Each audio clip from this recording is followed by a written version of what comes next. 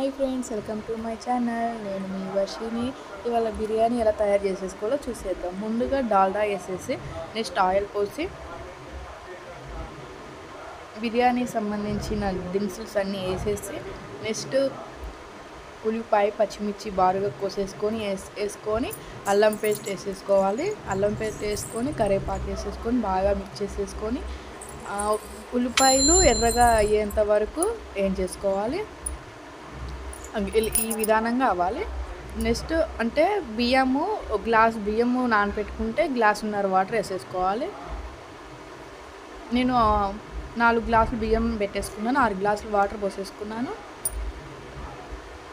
ఇలా ఉడికే టైంలో కొంచెం టేస్ట్ సాల్ట్ కొత్తిమీర వేసేసుకొని కలుపుకోవాలి. మళ్ళీ మూత పెట్టేసి తీసి ఈ విధానంగా ఉడికేటప్పుడు నేను ముందుగా ఒక అర్ధగంట ముందు నానబెట్టుకున్న బియ్యం తీసేసుకున్నాను.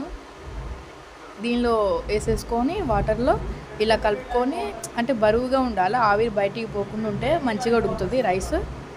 ఇట్లా ఉడికే టైంలో మళ్ళీ కొంచెం చూసుకొని మధ్యలో అడుగంటుకోకుండా చూసుకోవాలి. ఆయిల్ నెయ్యి పోసేసుకోవాలి. లాస్ట్ మూమెంట్ రైస్ అంతా అయిపోయినాక నెయ్యి వేసుకొని కలుపుకోవాలి. నేను లాస్ట్ మూమెంట్లో పుదీనా